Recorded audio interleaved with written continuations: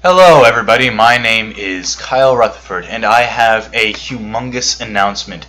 Starting today, I will be starting my very own audio blog. I don't want to call it a video blog or a vlog because that's not exactly what this is going to be. I don't want to call it a podcast either because I don't really want to make it long enough to be a podcast. Essentially, what this will be, it'll be me talking about things that I'm thinking about, looking at news, and by looking at news, I actually mean legitimately looking at the news on the web on show as I'm talking to you. For example, right now I'm going to visit MSNBC, and we're gonna look at some headlines. So if anyone wants to look on with me, I'm at msnbc.com, and let's take a look at some of these headlines. We have top stories from NBC and MSNBC. We have Senate eyes skinny repeal of Obamacare. Trump renews tweet attacks on AG Sessions. That seems kind of not really newsworthy. I want to pick something that's really juicy, something that'll come out. I think Obamacare. Let's talk about the Senate eyes Senate considering a skinny repeal of Obamacare in Tuesday's voting. So if you're interested, the headline is the very first thing up there. Senate considers skinny repeal of Obamacare in Tuesday's voting. I have not read this article yet. I plan to read it out loud to you, but if you would like to read along with me, that is fine. Before I get started, I may as well give a short introduction to myself. My name is Kyle Rutherford, as I already mentioned before. I'm sure most people who see this are probably close friends of mine, people who I've sent this to, or, if I don't know you and you just happen to stumble upon this, congratulations. Or if someone who I know sent this to you, again, congratulations. I'm pleased to meet you. I am 18 years old, currently about to go into my sophomore year of college at Georgia College and State University, where I am studying rhetoric. Another reason why I decided to pull this up is because I figured doing a live recording or a recording of my voice of some sort of public speaking will be really helpful in keeping my skills in rhetoric sort of on track, because I really am interested in all things when it comes to public speaking, entertainment, and really talk news. I really like talk news. I really listen to talk news a lot. I will be probably talking about some of my favorite people, my favorite commentators, YouTubers, entertainers at some point. There's not really any set specific topics that I'm going to be talking about throughout the show, but we'll see how I'm feeling. Right now I'm actually even looking at my phone. I got a message. This is how absolutely off the cuff this is. I just decided I'm going to record what I'm thinking today, and I'm going to put it out there for whoever wants to hear it, and it's mainly for me.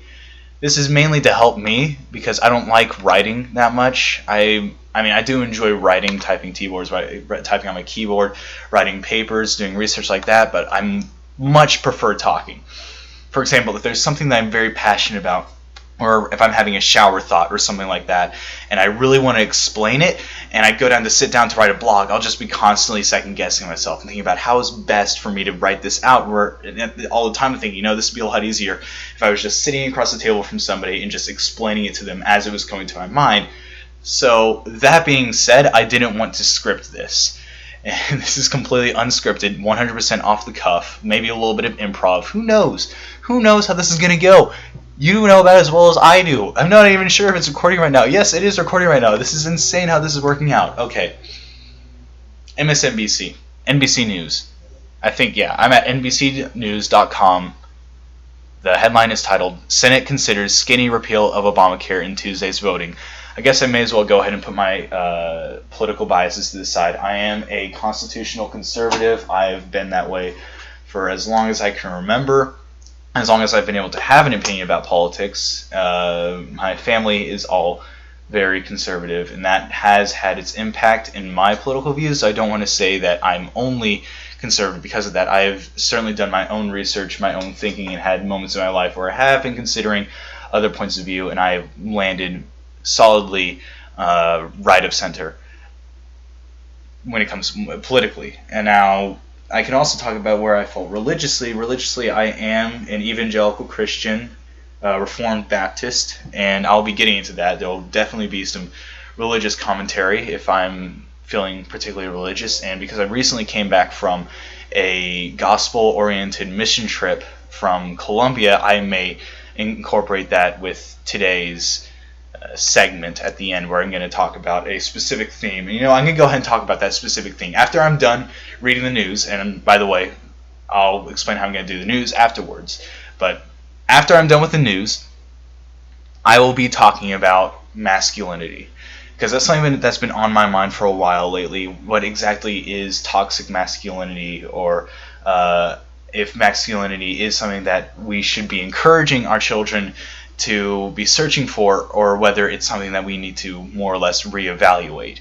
Is masculinity a good thing that comes from God, and that we as a culture, as a society, whether or not you believe in God, it may even be irrelevant, we'll get to that later.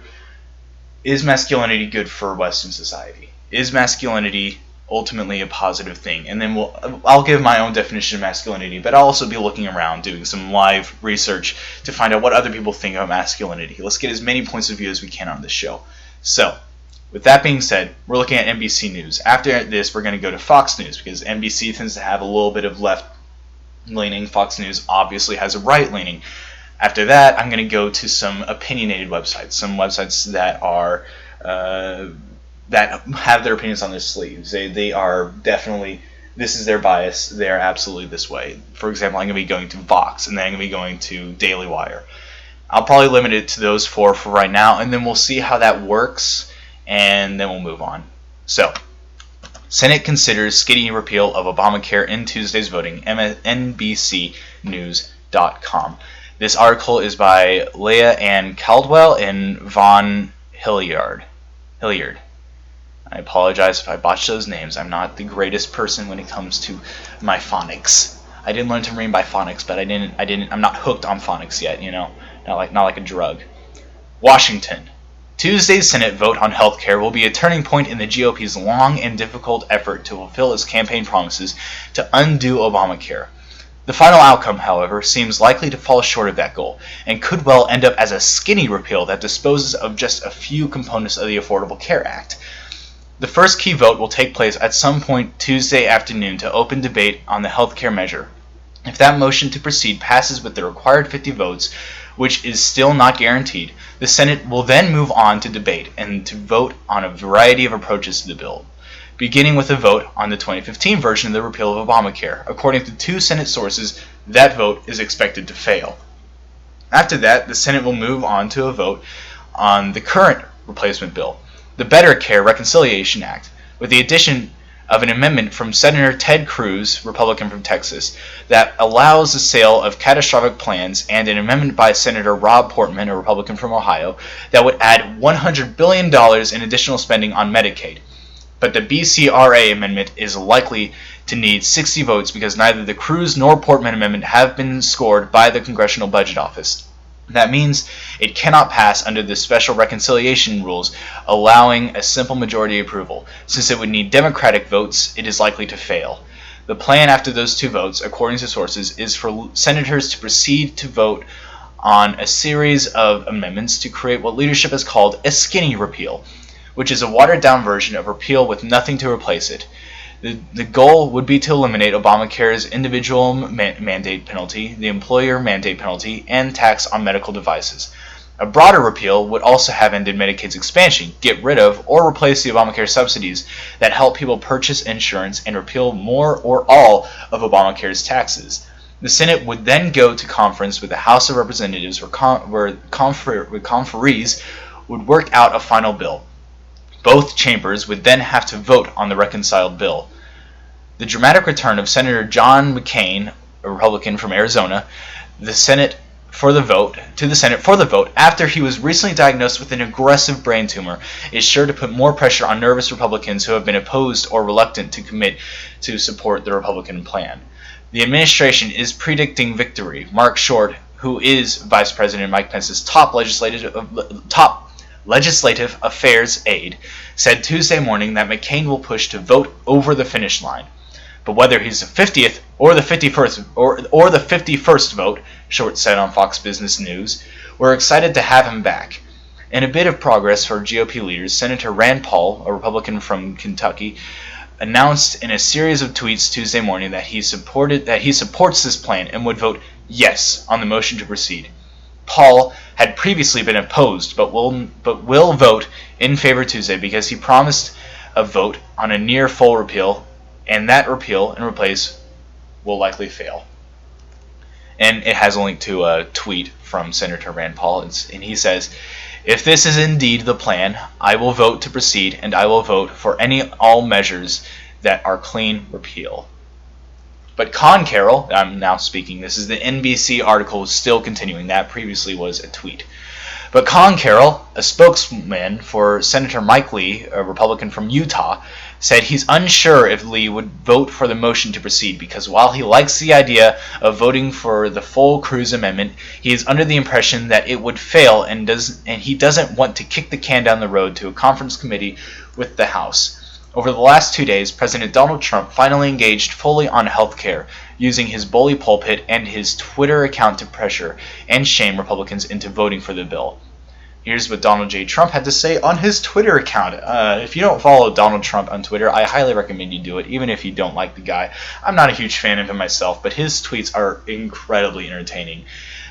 If, that is, you have proper perspective on what really matters in life. If you really do care about where our country is going, it might be a little scary, but I'll talk about that on a different show. That's a very interesting topic. I might write that down as a topic, but not actually script it. Here's what his tweet said. "Big day for healthcare. After 7 years of talking, we will soon see whether or not Republicans are willing to step up to the plate." Now, that's a little friendly fire there.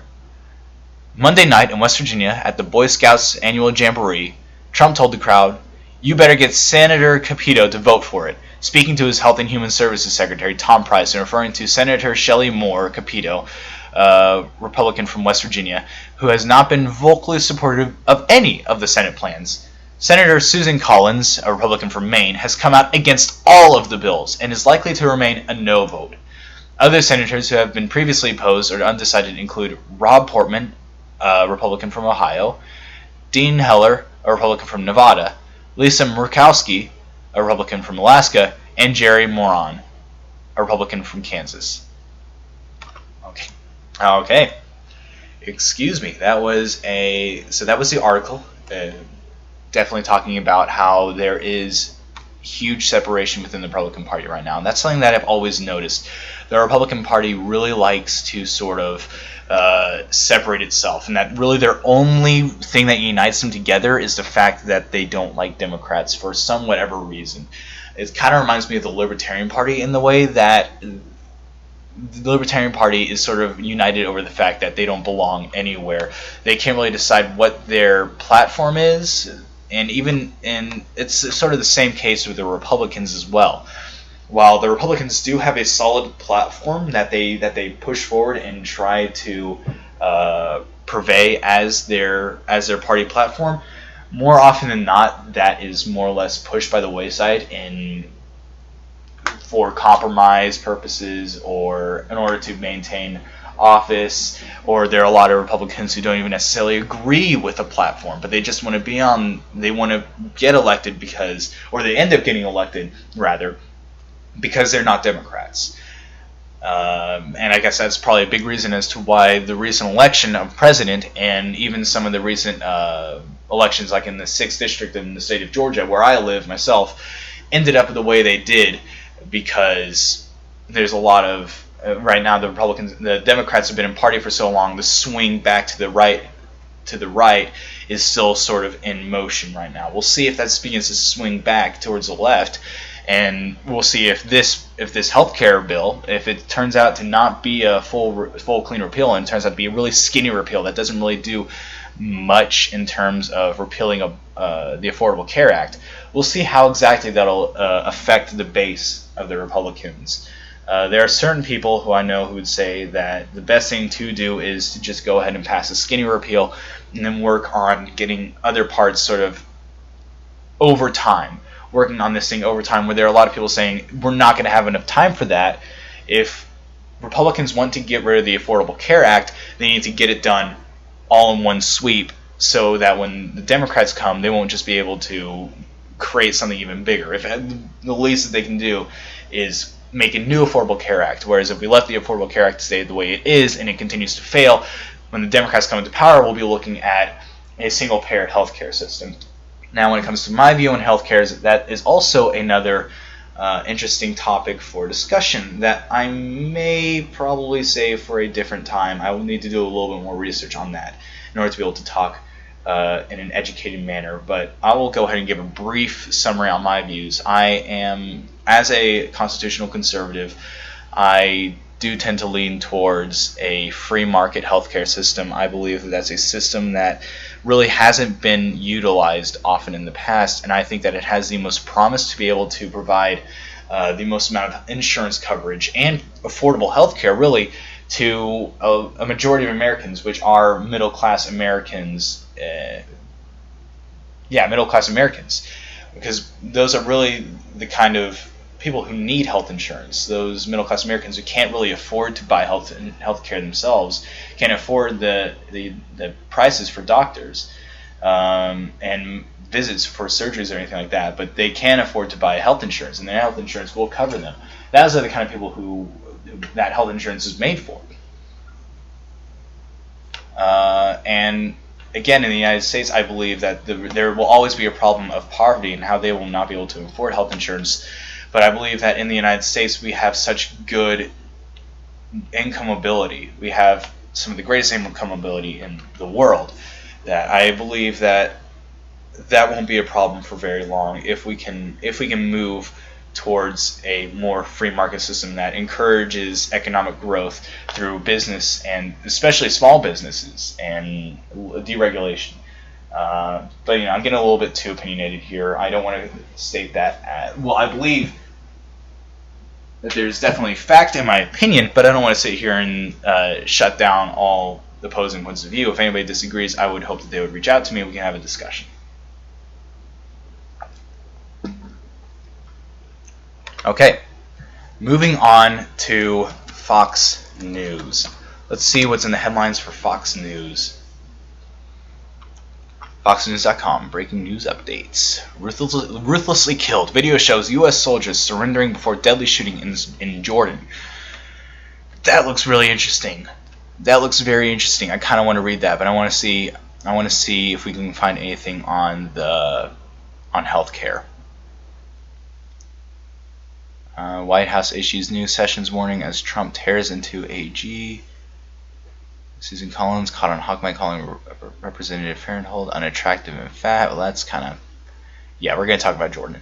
Okay, we're going to go to FoxNews.com. We're going to do a little fear-mongering, people, here. Let's go for it. Ruthlessly killed. Video shows U.S. soldiers surrendering before deadly shooting in Jordan. I'm not going to watch the video. I'll read the article attached to it. But if you are interested in watching the video, it is on FoxNews.com. It does say warning graphic video. I'm going to go ahead and pause it because I'm not interested in watching that right now. Maybe I'll go back if I'm really interested by this article. Maybe I'll sit here and watch it. I have turned my desktop capture all the way down, so you won't be able to hear it. Maybe I'll turn it up. Who knows? Okay. If you want to watch the video, I would pause it right now and watch the video. But because I don't want to stop the recording, I'm just gonna continue reading. So this article by Catherine Lamb was published today, July 25th, 2017. A Jordanian military guard hunted down and ruthlessly killed 3 U.S. Special Forces soldiers as the men held their hands up in surrender. Newly released video of the controversial November incident shows, contradicting the Jordan military's original claim, the American troops didn't follow proper protocol when trying to enter the military base. Security camera footage released Monday revealed details of the November 4th shooting at King Faisal Air Base in southern Jordan, where Staff Sergeant Matthew C. Llewellyn, 27, Staff Sergeant Kevin J. McEnroe, 30 years old, and Staff Sergeant James F. Moriarty, 27, were gunned down. The video had previously been shown to the families of the U.S. Army Green Berets. Okay, I'm going to take a pause there. Anytime I hear a video of U.S. soldiers getting killed or I hear news about it, it's one of the worst things that could ever possibly happen. It is a terrible tragedy. I want to thank these men, these 3 men who were killed on duty to the United States. I assumed that since they were decorated, that they have done their duty very well, and that they've been honored by the U.S. military, and that their service has been invaluable. And I thank them for their service, and I will continue. I will pray for their families. I will pray for them, and I hope that there will be comfort in this time for those who are grieving over their death. So let's continue on with the article. It continues. Jordanian First Sergeant Merrick Al-Touya was seen in the video firing at the 4-vehicle U.S. convoy, continuing to pull the trigger even though the American soldiers desperately waved their arms in surrender during the 6-minute gun battle. 2 of the men get out of their vehicles and take cover behind a barrier, but Al-Touya keeps shooting. Eventually, the Jordanian guard closes in on the men and guns them down. 1 U.S. soldier involved in the incident survived the attack. The video doesn't clearly reveal what prompted Al-Touya to open fire. The lack of sound in the video also makes it unclear what those involved were saying. Spokesman Major Adrian J.T. Rankin-Galloway said the Pentagon was aware the video has been released and referred all questions to the Jordanian government. The Department of Defense respects the Jordanian judicial process and supports their efforts towards transparency and openness regarding this incident, Rankin-Galloway said in a statement. Jordan initially said Al-Touya, I'm sorry, I'm just butchering this guy's name. Al-Touya fired at the U.S. soldiers because they failed to stop at the gate, claiming certain entry protocols were not followed. The U.S. quickly disputed the claim and said it could not rule out a political motive, Reuters reported. An investigation later found the American soldiers were acting in compliance with all procedures and accepted practices, according to a U.S. Special Operations Command news released in March. Jordan eventually changed his positions and charged Al-Touya with premeditated murder. The guard pleaded not guilty and insisted he was acting in accordance with open fire regulations. He said during his testimony he heard a pistol shot and feared the base was being attacked. But the family of the slain U.S. soldiers said otherwise, referencing the surveillance video that was eventually released to the public on Monday. They said the video showed the defendant reloading and shooting at the Americans who were waving their hands and yelling, "We're Americans, we're friendly." We felt discouraged and disappointed with every way Jordan has handled this case since the moment the bullets were first fired, Moriarty's sister Melissa told the Associated Press. Last week, Al-Touya was sentenced to life in prison with hard labor. When the verdict was read, he shouted, "I only did my duty." Wow. I'm going to go ahead and stop there. I'm going to be talking about masculinity later, and this is incredibly relevant to that. This is a man, Al-Touya. The crime that he committed was horrific. He murdered 3 men, or at least he was sentenced to murder. I haven't seen the video, but the video is evidently damning to this man. But his crime was a horrible crime. He murdered 3 men. I'm not going to try to color code it anymore. He murdered 3 men, but he did so in accordance with his duty. And I can't think of anything more that summarizes a certain definition of masculinity more than that. He was willing to go as far as he did to take other human beings' lives because it was his duty to do so. And even when he was betrayed or even when he was supposedly, in his opinion most likely, when he was betrayed by his own government and sentenced to life in prison, he still was proud over the fact that he did his duty, in that he believed that he had done nothing wrong because it was his duty to kill those 3 men. I think that is incredibly interesting. I'm not trying to stand here and say that he is justified because it was his duty to do so. In fact, I think that the fact that he followed his duty even to the extent that he believed that he needed to murder 3 innocent men, I think that he was just a horribly confused person who needs the gospel as much as any of us do. And I wish that someone will get to him while he's in prison. I wish that I pray that, rather. I mean, I pray that that God will open up his heart, and that he will realize how sinful he is, and how he can't continue living the way that he is on his own, and that his ways of following his duty to the point of committing murder is absolutely wrong. So let's move on with this article. Hundreds of people also protested the conviction, blocking the roads to Al Jafar by burning tires and staging a sit-in. Members of Al Tuaya's tribe claimed the Jordanian soldier was a scapegoat. People from our tribe, especially Merrick, know nothing about the military, King Abdullah, and God, said Sayel Abu Taya, relative of the Jordanian sergeant said. That is all they have. Killing 3 souls is not a game to us. But the video appeared to be released Monday to counter those demonstrating. Jordan's military said it in a statement that Tuaya had acted against orders and military instructions and had not acted in self-defense. So what could this man's motives possibly have been? Now, Jordan is, if I'm not mistaken, a predominantly Muslim nation. I'm not going to sit here and say religion of violence, Muslims are all terrorists. But there must have been something about the ideology that he had been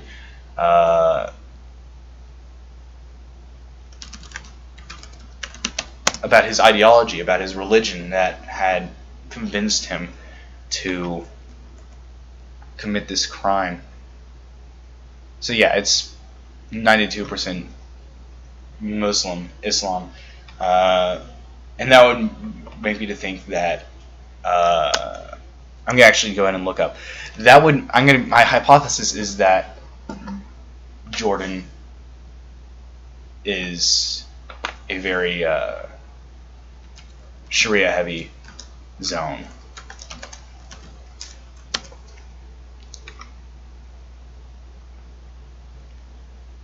Yeah, they have Sharia courts. Okay. And that's why I am familiar that relations between Jordan and the U.S. are iffy, as it is with almost every other predominantly Islamic country, because well, this is an unpopular opinion that I have to put out here, but radical Islam in the West, when it comes to ideology, are ultimately at odds with each other. There is no world or no country where radical Islam ideology and Western values can coexist. I do not believe that is possible because of the way Islam has been, I guess, mandated to be spread. It is a religion that is to be spread violently and without consent, for the most part. Either you convert or you die. And there may be plenty of people who convert just because they don't want to die. I'm sure that is the case all over the Islamic world, in the Middle East, even in Jordan. So, and the United States is very much founded on Christian ideology, which the Crusades, we have had things like that, the Inquisitions, where Christians have forced non-believers to either turn away from their sinful ways or die. But currently in the United States, everything is based off consent. You have the liberty to do with your life as you choose to do with your life, and if you don't want to do a certain thing or follow a certain religion, you don't have to. And that's what a lot of people who purvey freedom religion, that's really what they really like. That's an amazing thing about the West and America, is that you have freedom to religion and freedom from religion. So you have the freedom to worship however you want, like I do. I worship God. I believe in Jesus. And in the same way, there may be someone who doesn't, who disagrees with me, or worships a different God, and that is fine. That is their constitutional right. I don't think that's fine morally, of course. I believe that that person is a rebel against God, but I'm not going to go to their house. I'm not going to put a gun to their head and say, either repent and put your faith and trust in Jesus, or I will kill you. That's not ever prescribed in the Bible. That's not how we are supposed to share the gospel. Now, when you look at Middle Eastern countries or Islam and how that has formed their culture and society, it's very influenced by Sharia. and that even the ones who are not going out and killing people, they still have this idea of Sharia law in their mind, in that women have to cover their faces, you can't eat these certain things, you can't do this or that, and if you do this or that, you will be punished. Capital punishment. You can be killed for being gay. You can be killed for being a woman and cheating on your husband. These are values that fly in the face of all things Western, all things in Western values. So it makes sense that we would be clashing heads, that Jordan and the United States would have shaky relations, and to the extent that there would be a zealous Jordanian soldier who would gun down 3 U.S. soldiers, because that's just the animosity that we've created. And I'm going to go ahead and say that that's not ultimately a fault of Islam, but ultimately a fault of sin, in that it's impossible for us to come down because of our pride. I believe that all human beings are intrinsically prideful, and that it's almost impossible for us to come down from our opinions and our hardly held truths and meet with those and interact with those who disagree with us violently, especially when it's as violently as Sharia Islam and Western independence. I believe those two values, it's impossible for them to mix together without there being really horrible violence. I don't think it's possible to have a civilized discussion about how the Middle East should start being nicer to its women, or stop executing gay people. I don't think that's a possible discussion to be had, because I believe that we're to a point that we cannot understand each other. We will be constantly going past each other unless there's some sort of supernatural acting, and I believe that that is how pride is remedied, that is through the Holy Spirit. I believe that's the ultimate thing standing in between us and God, is our pride, our desire to be like God. So that is why it requires the Holy Spirit to change our hearts before we can even start to concede that we need God, or that we can even concede that it's impossible for us to be good enough without God.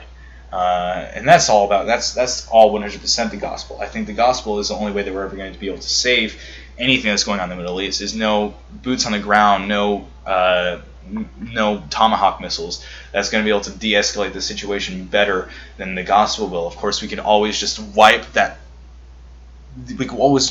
entire Middle East off the map with nuclear missiles, or go to horrible war and people dying everywhere, and that we would probably solve a short-term problem. We have a short-term solution and there'd be peace for a while, but how long would it be until another problem sprouted up somewhere else, until Russia started getting out of hand, until China started getting out of hand, until North Korea started shooting missiles?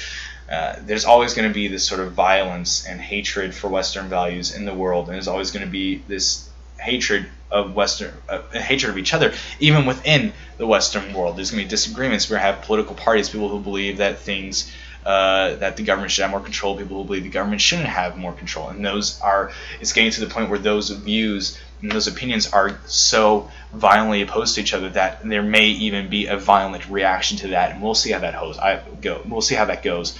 I pray to God every day that it doesn't get to that point, because no one wants that kind of death in the world. No one wants that kind of destruction that would be caused by violence, not only in the Middle East, but violence also in our home front with Russia, China, and even with each other, some sort of civil war.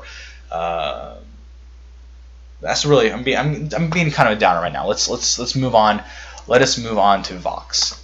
Okay, let's see what they have to say. What's on their headlines? They're going strong. Okay, let's see, Vox.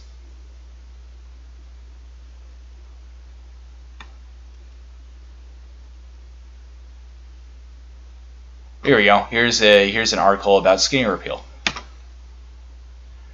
Skinny repeal, the last-ditch idea to save the Senate health care bill. Skinny repeal, the latest ploy from the GOP leaders. Oh, here we go.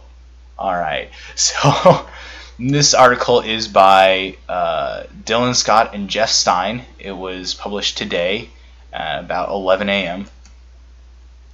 And, as I said before, I am a constitutional conservative, and my bias flies in the face of Vox. Absolutely. I'm going to try my hardest not to just get angry or just start laughing or completely shut this off. We're just gonna go for it. We're gonna see what they have to say, and maybe I'll comment on it. Maybe I won't. But we'll see. So let's see how long this article is. It's decently long. Okay.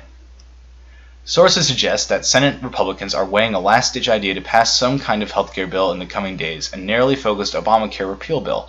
A skinny repeal measure could eliminate the law's hated individual mandate to buy insurance, perhaps some of its taxes on the healthcare industry, and little else. That policy could prove extremely disruptive to the individual insurance markets, where people buy coverage if they don't get it through their employers or the government, if it became law. Health insurance works as a business only if as many healthy people buy insurance as possible to offset costs of paying our sick people's health care. Getting rid of the Obamacare requirement that people buy health insurance or face a penalty could lead healthy people to avoid getting insurance altogether. Oh, that would be terrible if people can choose to just not buy insurance. How awful. How could businesses run if people aren't forced to participate in the business? I'm sorry. Keep reading. Politically, skinny repeal could be the endgame. According to 3 healthcare lobbyists, it's a plan with great peril, putting the individual insurance market at risk of spinning into a death spiral if Senate and House lawmakers can't reach an agreement on a final piece of legislation. As deep divisions persist within the Senate Republican conference, it may be the GOP's last remaining chance to keep even a small chunk of its healthcare promises alive. How the skinny repeal scenario could happen?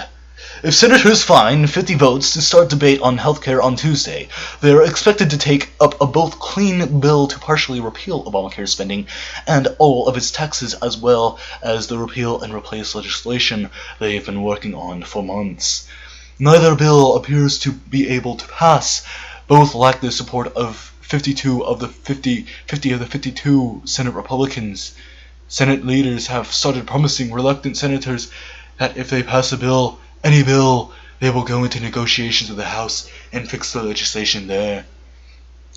In order to get conference, though, leadership needs a bill that can get 50 votes, eliminating the penalty for Obamacare's individual mandate, possibly along with its employer mandate and some of its taxes on the healthcare industry.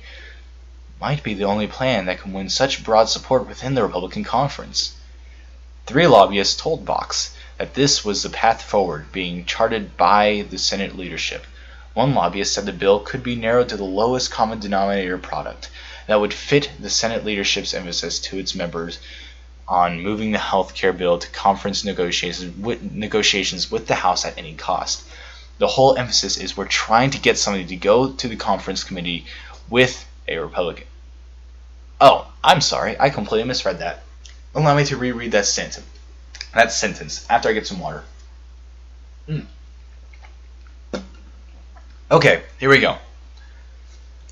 The whole emphasis is we're trying to get something to go to conference committee with. A Senate Republican aide said on Tuesday. I don't know if it's the main plan, but we have to get something done. Skinny repeal has 3 huge policy problems. Are you guys ready? We have 3 policy problems for the skinny repeal. Let's go through them. Repealing the mandates and taxes costs the federal government money, but under the budget reconciliation process Senate Republicans are using to bypass the Democratic filibuster, the Senate bill must save the government money.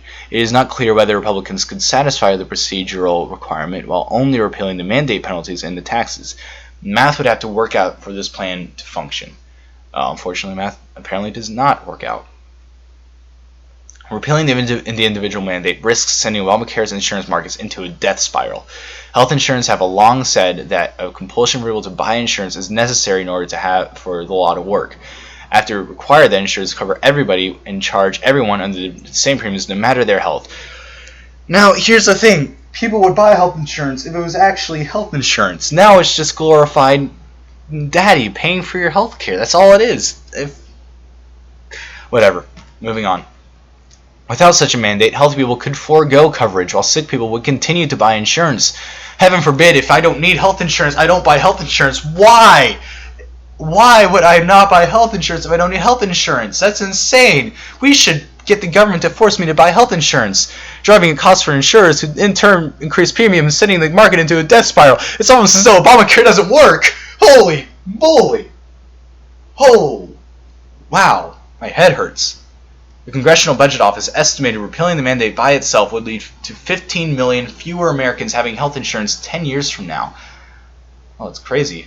It's almost as though 10 years from now, we still weren't in a free market. Who knows?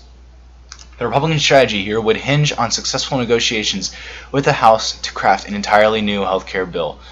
But when the House sent over its preferred Obamacare repeal and replace bill, a critical mass of Senate Republicans said it was unacceptable and they would never support it. And yet now the plan appears to be that if Republican senators fail to find consensus among themselves, negotiations with the other chamber, with which they have even bigger differences, would somehow yield a viable health care plan. The first domino to fall would be the vote to start debate on Tuesday. It is expected in a matter of hours. Okay, now we are waiting in anticipation to see exactly what's going to happen. Will Obamacare explode, or will it explode? Who knows? Will the darn plan that the Democrats came up with during Obama's office, will it actually work out, or will it not work out? As though it was ever going to work out. Okay. Here's the thing with Vox. They're entitled to their opinions. They're 100% entitled to their opinion. What I don't like about Vox is that it tries to more or less give the news, or their news, as though they are being completely objective and even-handed. And while it's not, and they do acknowledge that it's not, the way they sort of how seriously they take themselves it's a little funny. It's a little funny. I'm gonna be talking about healthcare later, and why I don't like Obamacare, and why I think that healthcare is different from car insurance, why health insurance is different from car insurance, and while it makes sense to punish people for not having car insurance, it doesn't make sense to punish people for not having health insurance. I'll talk about that in a different video, but right now I want to talk about, look at this article right here. White supremacists love Tucker Carlson. I'm sure that's going to be the most objective, heavy-handed article I've ever read since the difference between racial and partisan gerrymandering. Okay, well, that's fine. I've been in that point in my life where I've gotten all of my political news from one source, and that source, ladies and gentlemen, was the Daily Wire, and I have my own problems with the Daily Wire. I believe I'm not as huge a fan of the Daily Wire as I used to be. I think that they kind of have the same problem as Vox does. They try to be really serious, and sometimes they are pretty objective and pretty even-handed, but they've gone to the point now where it's just a lot of clickbait and not really a lot of truthfulness, and way too many ads. You see, right now I am actually replying to a text message because this show is just that off the cuff. This is amazing, people. I feel like I'm getting a bond with whoever's listening right now. I feel like I don't know who's listening right now, but I love you. I just want you to know that. I love you. I love you for listening to this. You are a beautiful human being. Now we're going to go to the Daily Wire, and we're going to see what they have. And I'm probably going to call out their bias. Or I'm not. We'll see. I do like Andrew Klavan. I'm going to say that right now. Andrew Klavan, I believe, is the best thing in the Daily Wire. He's incredibly even-handed. He's very optimistic about politics. He's very wise. And I greatly appreciate that about him. He's been a huge inspiration in my life and how I want to be able to handle information and news. So let's take a look at this headline at the Daily Wire. This is a headline by Ben Shapiro. I used to like Ben Shapiro more than I do now, but he's a little clickbaity now. But here's his article. Trump tweets abuse at General Attorney Sessions trying to force him out. Here's 6 things you need to know. Ooh. 6 things that you absolutely need to know. On Tuesday morning, President Trump... I gotta try to do this like Ben Shapiro. Okay, gang. On Tuesday morning, President Trump unleashed a stunning tweet storm directly targeting his Attorney General Jeff Sessions' gang. Alright, here's what it looked like, gang. Alright, Ukrainian efforts to sabotage the Trump campaign. Quietly working to boost Clinton. Wait, no, we did. I'm not going to try to do a Donald Trump impersonation or the Ben Shapiro Donald Trump impersonation. I can't do it. I'm sorry. I'm only human. I'm flawed. I'm a fallen, sinful creation, and I need Jesus as much as anybody else does.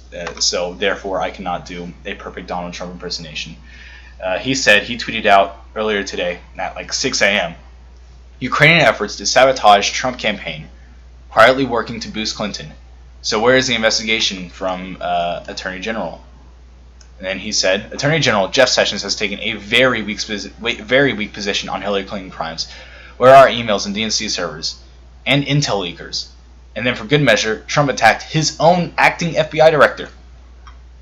Problem is that the acting head of the FBI and the person in charge of the Hillary investigation, Andrew McCabe, got $700,000 from his wife, from Hillary. Oh, that's what H means. H got $700 from Hillary for wife. Man, gotta love Twitter. Gotta love that character limit. It creates for some of the greatest the modern presidential tweets of our time. Trump has been fulminating publicly about Sessions since last Wednesday when he told the New York Times that if he had known Sessions would recuse himself, he never would have nominated him. Of course, Sessions didn't know Sessions would recuse himself at the time, because it was only during Sessions' confirmation hearing that he misstated that he had never met with the Russians during the campaign. In any case, Trump is making a bushel of mistakes here, and he's participating in the wanton cruelty toward his employees for which he's quickly becoming known. Here are just a few problems with the Sessions potential firing. President Tough Guy McBallsy doesn't have the spine to fire Sessions openly. Oh, there we go. We're coming out of the gate swinging, Ben Shapiro. Let's go. President Tough Guy McBallsy. He don't have the spine. He don't got the spine to fire Sessions openly. Let's go. Boom! Uppercut. Alright, instead of merely calling Sessions on the carpet and firing him, he's now passive-aggressively tweeting him, hoping Sessions will resign. This makes the third time during his administration that he has edged someone out without openly firing them. First, he edged out National Security Advisor Michael Flynn, claiming that Flynn embarrassed Vice President Mike Pence, when it's pretty clearly that isn't the case. Then he attempted to hide behind a letter from Deputy Attorney General Rod Rosenstein to fire FBI Director James Comey. Now he's sending Sessions mean notes like a high school girl trying to get him to leave? Where's that "you're fired" guy from TV? He makes a good point, though. Makes a good point. I do kind of agree with that. I do, but still, I like it. His language is incredibly boom, boom. Here's number 2. President Trump treats those who work for him and don't devote full time to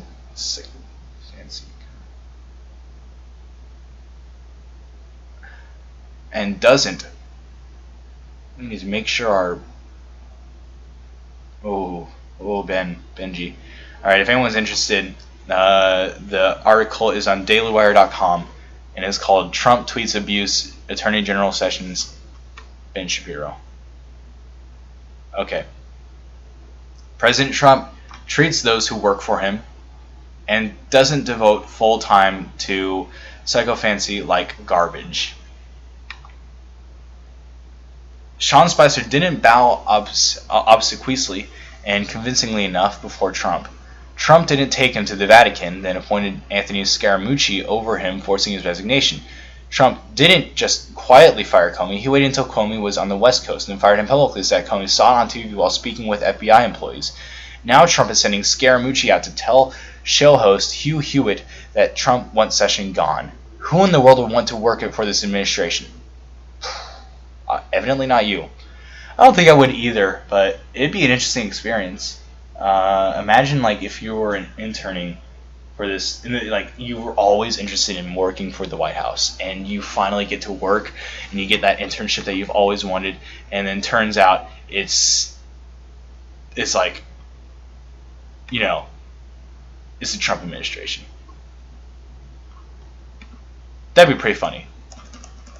That'd be pretty lit. In fact, I would like that. This is my formal application to intern for the Trump administration. President Donald Trump, if you are listening to this video cast, This may even be a podcast. This is pretty long. I may call this a podcast. Who knows?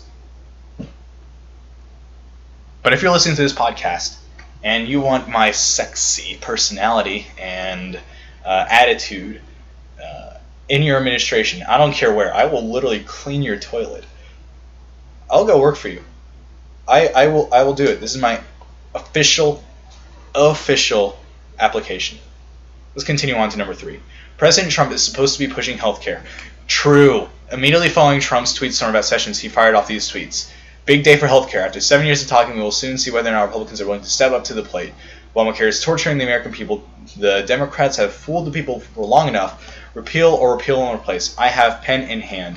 So great that John McCain is coming back to vote. Brave American hero. Thank you, John. So while he's struggling to cobble together 52 votes in the Senate to even get a healthcare bill examined on the floor of the Senate, he's distracting himself with the Sessions nonsense, and he's sending a signal to Senate Republicans that no matter how loyal they are, he will dump all of them if the time comes to do so. Number 4. President Trump only seems to target people over the Russia stuff. So who's been fired and who's on Trump's poop list? Fired, National Security Advisor Mike Flynn. Fired over presumed Russia connections. FBI Director James Comey, which Trump said was over Russian investigation stuff.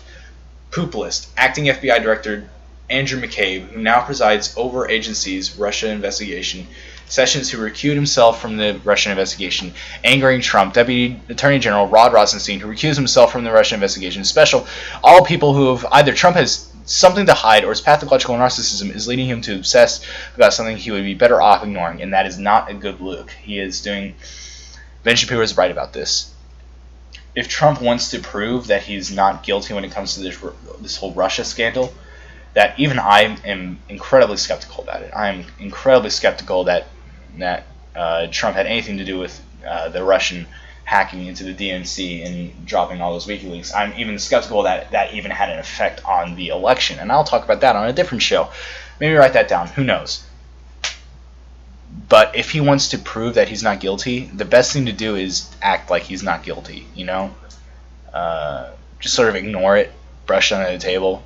Maybe talk about it a little bit, like tease him. He's been doing a good job. I think sometimes he uses his Twitter for good, and that he more or less teases and makes fun of the people who are getting all fired up over Trump Russia. I think that's pretty funny.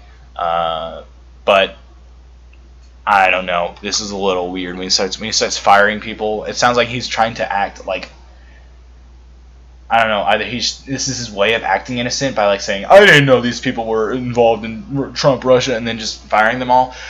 Or as he said, he's just a huge narcissist who's obsessed with how he looks, so he's going to get rid of all of the weak links in his office. I think that's probably most likely the answer to the situation. Ben Shapiro would definitely think that. I think Andrew Klavan would have, who's often argued that President Trump is growing into his office, may agree at this point. We'll see. We'll see what happens. We'll see how this situation unfolds, and we'll see how Ben Shapiro's little article unfolds. So, moving on to number 5. Sessions was the driving force inside the Trump administration on immigration. For all those who just want Trump to give you his agenda, beware. Sessions was the driving force inside the Trump administration on his key issue, immigration. Sessions was one of the earliest Trump endorsers, specifically because Sessions believed that Trump would be his avatar on immigration. 3 years ago, I sat at a late-night drinking session with Sessions. Oh, look at that. And Coulter. Okay, so 3 years ago, I sat at a late-night drinking session with Sessions and Coulter, and then Sessions' aide, Stephen Miller. Take a drink every time you hear Sessions. They laid out virtually the entire Trump platform on immigration. Later, Steve Bannon, my former boss at Breitbart, would reportedly commission a white paper on immigration for Trump from Coulter Miller. Sessions and Miller cared about one thing and one thing only at the time, immigration. Now Sessions is being sidelined because Trump is peaked on Russia. Meanwhile, the immigration soft-liners are entering the halls of power. Number 6. President Trump uses Hillary as his go-to excuse for everything. Trump's tweets about Sessions' failure to prosecute Hillary Clinton are excuse of Trump's anger on other issues. Just as all of his misdirects on Hillary are, Trump is the head of the executive branch. If he wants his Department of Justice to investigate Hillary Clinton, he can order them to do so. But Trump has explicitly and repeatedly stated that he doesn't want such an investigation to take place, which is correct, since presidents seeking to prosecute and imprison their former political opponents would set a rather dangerous precedent. Trump's invocations of Hillary are red meat for his base. They aren't serious, they aren't real, they aren't the true reason he's angry at Sessions. Whether you support Trump or not, what he's doing to Sessions right now is egregiously cowardly and stupid. It undermines his supposed agenda, it distracts from other key issues, and it undercuts his ability to earn loyalty inside his administration and out. But at least he's playing 873D underwater, upside down on hungry hippos chess on the moon. Okay. Wow. There wasn't much I disagreed with in that article, actually.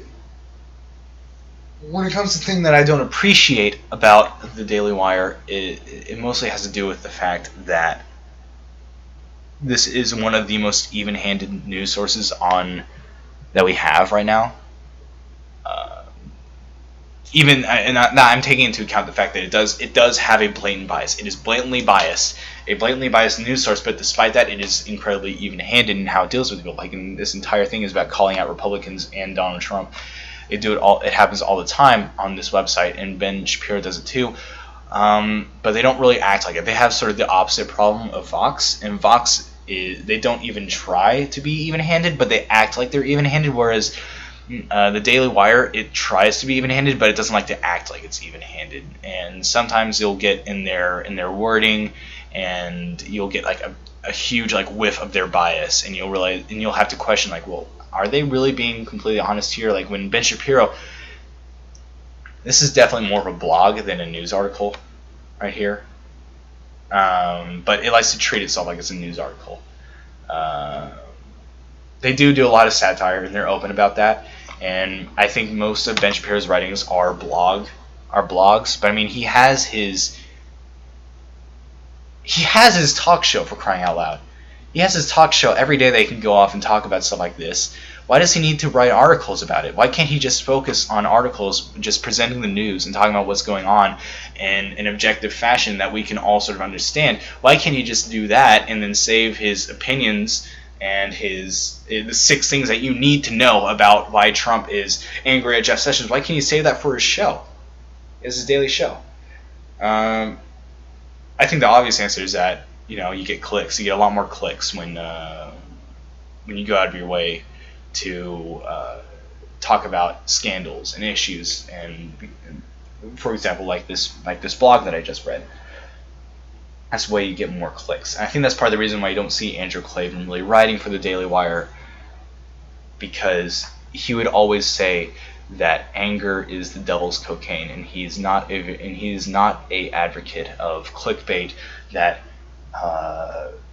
plays off that emotion of anger. And he'll say that anger is the devil's cocaine because when you get angry, you feel as though everything that you do is justified. You feel as though you have to right. It is your responsibility to right the wrong that made you angry, and anything that you do from that emotion of anger is completely justified in your opinion. So when I see an article that says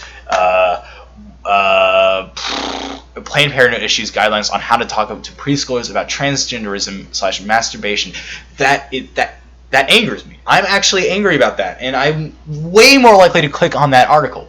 Way more likely to click on that article than one that would say just about Planned Parenthood new guidelines. I don't even care about Planned Parenthood. Planned Parenthood, I mean, I do care that I do care about abortion, and I do care about them getting defunded. I do believe they get defunded, but I already know about that. I don't need to know every single thing that Planned Parenthood is to do. I've already been convinced that Planned Parenthood is an organization that I personally believe needs to be defunded. I don't need to be constantly fed these articles that just do nothing but make me angry. I don't need that. And that is a lot of what the Daily Wire does. The Daily Wire does that in spades. I'd rather know about things I haven't heard about, like, for example, the skinny repeal of Obamacare. I enjoy hearing stuff about that. That's stuff that I wouldn't necessarily know. And here's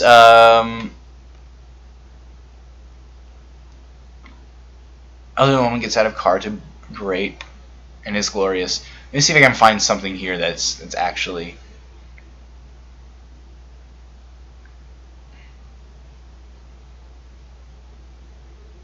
Having 25 lives, living in countries, take business elsewhere after horrified over Trump's wild speech. And it said NBC top cable news. I'm having a hard time finding anything that's relevant news.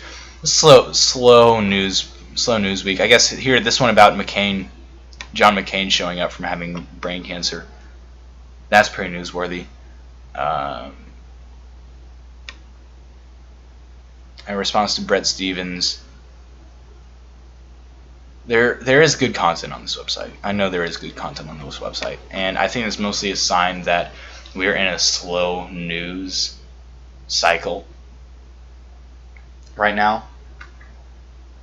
That there's not going to be very many objective stories, or stories that you can really handle objectively. And they have to keep pumping out these stories. They do have to keep pumping out stories like these, or else they simply go out of business. It's impossible to maintain their growth without, I guess the word is to say, without constantly putting out more material. And these do get clicks, and that's fine. And I guess as long as these get clicks, then that makes their ability to write more even-handed articles, that makes it even easier. So I guess I shouldn't be that disappointed, I guess, at the end of the day. But you can always sit here and you can always criticize. I think it's always a good thing to do is call out people who you believe could be doing better. Maybe I'll do a little bit more thinking about that, thinking about ways that the Daily Wire could handle better, and make an actual list of things that I want to see from the Daily Wire.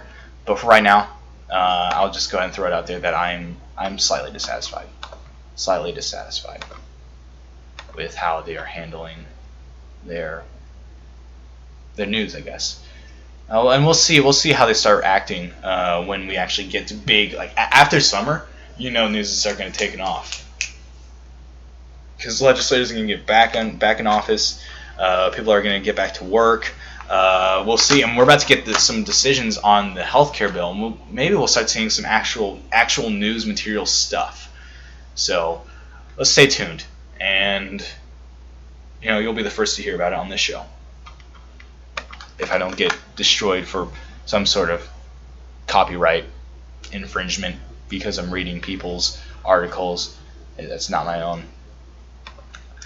So let's talk about. Let me just talk out of my mouth. Let me talk about my mouth. Talk out my mouth. Talk out my butt. Who knows? It's either gonna be out of my butt or out of my mouth, or out of my butt or out of my belt. We're going to talk about masculinity, and this is coming from a video that I saw by Andrew Klavan, where he talked about how can one find their masculinity if they do not have a father figure in their life that is strong enough to be able to show them masculinity. And that got me thinking. There are a lot of people out there who will say masculinity is not a positive thing, that it is overall a negative thing. And let's go ahead and take a look at toxic masculinity. What is toxic masculinity? Geekfeminism.wiki. Toxic masculinity is one of the ways in which patriarchy is harmful to men. It refers to socially constructed attitudes that describe the masculine gender role as violent, unemotional, sexually aggressive, and so forth. As a well-known masculinity/men's rights movement is not mostly anti-feminist as yet to appear, for a silencing tactic used to discredit patriarchy's harm to people who are not men. Okay. So the idea of toxic masculinity is, I think it's pretty empathetic when you think about it. I think if this point can be relayed with kindness and understanding, then a genuine conversation can be had, even though I disagree with it. The idea of toxic masculinity is the idea that masculinity in this way is harmful to men, in that it tells men that they are nothing but bags of meat that are killing machines, that only need sex, that are only violent, and it defines those attributes as things that men are conditioned via the patriarchy and toxic masculinity. I think that there is some truth to that. I think that there is a certain form of masculinity that is toxic.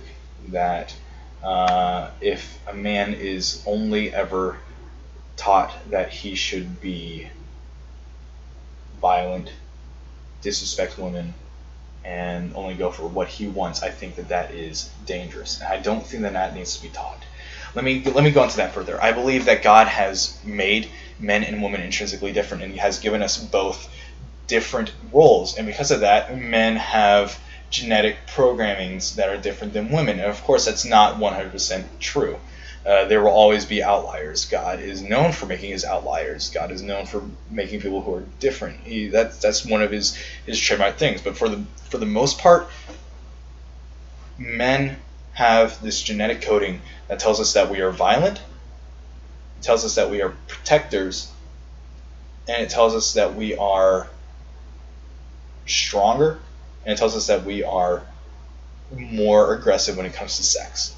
Those are essential things that are programmed into our DNA and are programmed into our genetics. So men are just natural. That's why men are naturally stronger. I know there are plenty of women out there that can kick my butt easily, but men are, the way that men are built is generally, as a general rule, of course there are outliers, men are built stronger, faster, and just in a physically more dominant way than women. And that is not a bad thing, in my opinion, because women are generally made more caring, more empathetic, more loving. They have the ability, and they also have the ability to have children. I mean, think about it this way: if women have the most important function of all creation, they have the ability to harbor and produce other humans. And so would it not make sense that there would have to be another role aside from women, the male role, that would have to be dedicated to making sure that they are protected? I mean, not only is, because this is one of the most important, most beautiful things that could possibly come out of creation, is a woman giving birth to a child. Of course, it makes sense that there would be men who also exist, whose sole purpose is to make sure that that process is protected at all costs. And that is where the violent nature comes in that the idea of masculinity is that we have to be protectors. We have to be protectors. It's not just something that you can choose to do. It's not like your gender. Are you feeling like being a protector? As a man, if you are born as a man and you have masculine tendencies, it is your responsibility to be a protector, and that is something that I believe is not being taught nearly enough in today's culture, because we don't want to assume anybody's gender, or we don't want to push gender roles on people. I think that's terrifying, honestly, because we're creating two different extremes. We're pulling that nice even ground of gentle and strong and heroic. That's where the unemotionless nature comes on. I was talking about, is because we have to be the strong rock for those that we are protecting. That is what masculinity means. You're a strong rock, that you are a protector, and that is your role, to protect the greatest thing that's ever been created in nature, or that God has ever created in His creation, the most greatest process. It is our job to protect that. But by not teaching that, by not telling people that, we are creating two sides, two extremes. You have the beta males, which don't really have much of a purpose in that process, because they can't protect. They don't care about what's going on. They're wimps, and they're just doing it. They're not good enough to be masculine. They're not masculine at all. They're denying their masculinity because they believe that masculinity is toxic. So you're creating the people who are being told their masculinity is toxic, and then you have people who are being told that being a beta male is bad too. That having these emotions, having all this bad, so they're going far over to masculinity. You have people who are violent. You have guys who go out and all they care about is having sex, doing drugs, having a great time, pleasing themselves, building their own bodies up. They only care about themselves, and that is a dangerous thing to mix with masculinity.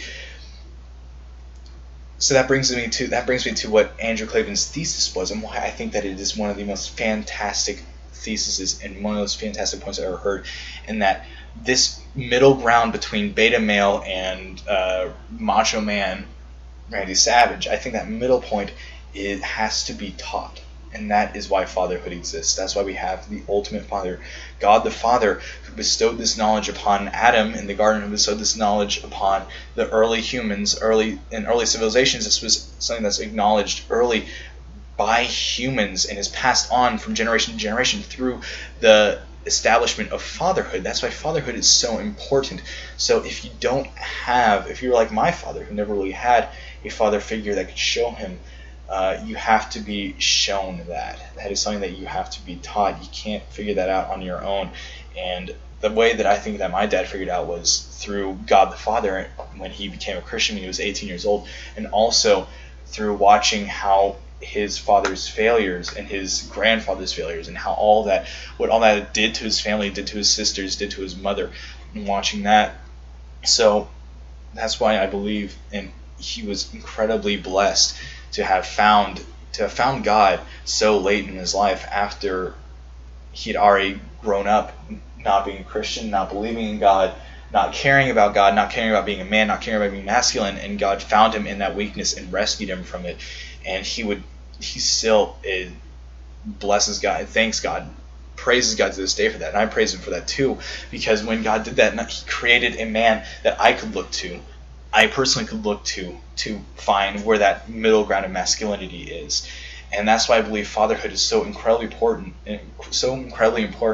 and so many of the world's problems are traced back to poor fatherhood, or to lack of fatherhood, to lack of fathering. And that is so incredibly dangerous, and that is so incredibly awful. You look at crime rates in inner cities, you look at crime rates for separated families, you look at what that does, and it's just awful, and it creates this toxic masculinity. It creates toxic masculinity. And I don't think that we should go around saying that this idea that men have to be strong and have to be rocks. I don't think we should go around calling that toxic masculinity either. We should be calling out what is dangerous and encouraging what is good. And that brings me over to another point that Andrew Klavan made, and this point was about divorce. He said that when there is a divorce, that shows that blows up a child's world. Because everything that child thought that they knew was completely undone, and there will always be that question, always be that guilt of why did that happen? Why did that happen? Then they'll go to college, and the professors will tell them, oh, well, everything's bad happening to you is because you're being oppressed, or because it's your toxic masculinity, or it's because you're gay, or yada yada yada. You'll start being told all of these lies. And maybe they're not even lies. Maybe there's some truth in it. Maybe you are a black person in America, and your family you live in a broken family, and there is to some extent that you're facing discrimination, or you're being marginalized because of your skin color.